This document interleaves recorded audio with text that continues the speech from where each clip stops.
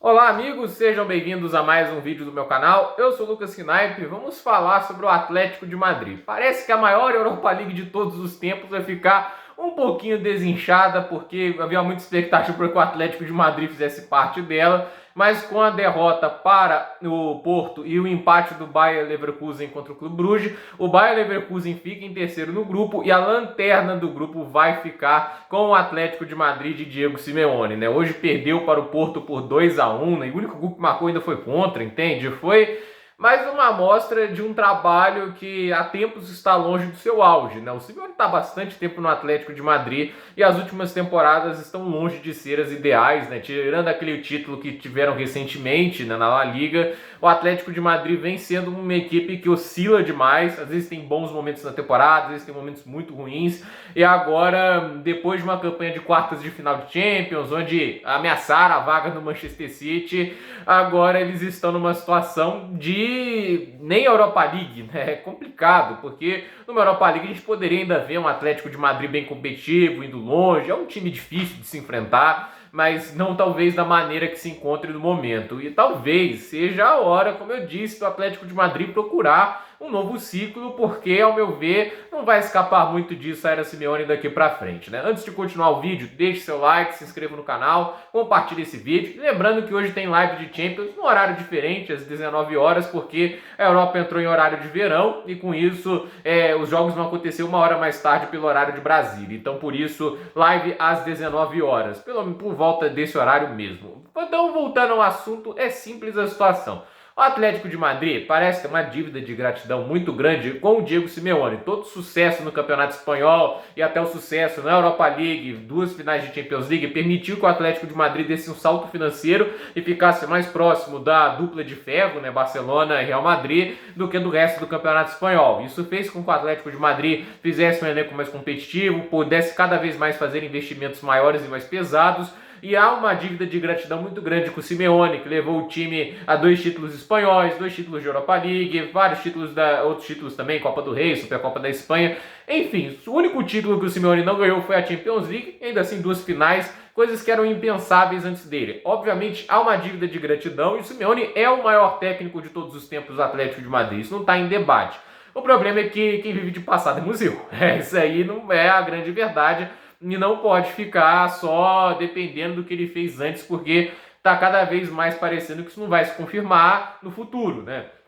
O Diego Simeone é um técnico que se caracteriza por grandes defesas, mas isso já não está acontecendo tão mais. Isso não sustenta um ataque que sempre nas mãos dele foi pobre comparado ao dos rivais, né? O melhor ataque que ele montou no Campeonato Espanhol teve 77 gols marcados. E não dá para argumentar com falta de peças ofensivas. Já teve Antoine Griezmann, Diego Costa, o cara já teve o Sérgio Agüero, Diego Forlan. Não é como se ele tivesse peças ruins em suas mãos. Ele sempre teve excelentes atacantes na mão do Atlético de Madrid. Então o problema não era a falta de peças, era um sistema ofensivo limitado. Se a gente for comparar com alguns números, Luiz Henrique já fez ataques de mais de 100 gols no Campeonato Espanhol com o Barcelona. O Ernesto Valverde já fez ataques de 99 gols. O José Mourinho, que é dito como um grande retranqueiro, já fez um ataque de 124 gols. Inclusive até hoje é o recorde histórico da La Liga. Então assim, a gente já viu técnicos que conseguiram fazer ataques muito mais letais. Tudo bem que as opções ofensivas do Real Madrid e do Barcelona eram melhores, mas nada que justificasse uma diferença de 50 gols.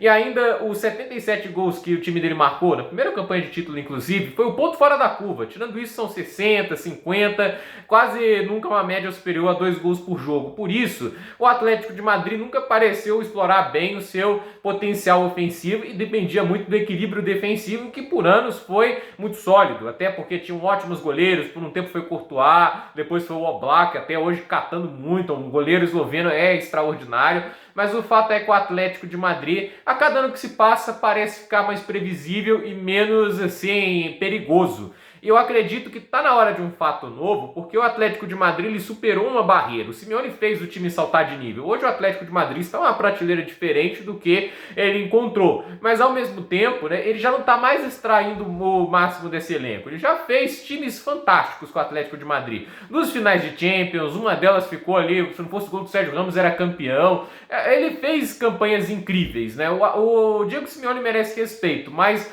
Ao mesmo tempo, eu acho que esse respeito não pode sustentá-lo no cargo quando o trabalho, inegavelmente, é ruim. O trabalho hoje é ruim. Ele perdeu para o Cádiz na última rodada. Tem algumas vitórias legais. Ele ganhou do Betis, por exemplo, ganhou do Atlético Bilbao, né? São vitórias expressivas, mas, ao meu ver, o Atlético de Madrid com ele vai se resumir a isso. Fazer uma campanha de terceiro lugar, longe do Barcelona e do Real Madrid, ao mesmo tempo ali um pouco à frente de Betis, Sevilha. O Sevilha não esse ano, né? Mas Betis, Villarreal, Real Sociedad, Atlético Bilbao, entende? E assim, superar times que têm orçamentos e elencos inferiores por uma margem pequena, ao meu ver, não devia ser algo que dê crédito a ele. E o fato dele ter pedido transferências enormes, como o João Félix, e não sabia utilizá-los da maneira adequada, e agora o próprio João Félix está sendo meio que queimado, né, por ele, né, e também pelo próprio João Félix, que também não vem desempenhando tão bem. Mas a questão é, a gente está vendo um Atlético de Madrid que cada vez mais, né, assim, não assusta, né? Acho que as pessoas não têm medo de enfrentar mais o Atlético de Madrid quando tinham antes, né? De pegar uma defesa chatíssima, aquele contra-ataque enjoado, né? Hoje não tem mais essa percepção do Atlético de Madrid e cair em quarto lugar num grupo que, por mais difícil que fosse, não é um grupo fácil, o Bayer Leverkusen não é um time ruim, o time do Porto também não é ruim, o Clube Bruges mostrou-se muito bem treinado, o Atlético de Madrid é disparado o melhor elenco, então meio que era obrigação, no mínimo, um segundo lugar, né? E não ir para a Europa League é um vexame inacreditável. Para mim, o Atlético de Madrid tem que arriscar algo diferente. Precisa de um fato novo. Ficar com o Diego Simeone é ficar sustentando algo dessa proporção. Num dia e às oitavas, às quartas da Champions, numa boa campanha de fase de grupos, terceiro lugar na La Liga. O time pode e deve mais, eles têm que ambicionar mais do que isso. Não dá para ficar sustentando alguém pela história. Tem Marcelo Gallardo no mercado, tem nomes que podem levar esse Atlético de Madrid hoje mais longe que o Diego Simeone, ao meu ver. Então, a ver o que o Atlético de Madrid vai fazer, mas sem dúvida, assim, acho que nunca na história dele no Atlético de Madrid, o cargo dele esteve tão ameaçado e tão assim questionado quanto está neste momento. Gente, por esse vídeo é isso, dúvida nos comentários, deixe seu like, se inscreva no canal, compartilhe esse vídeo e até o próximo vídeo.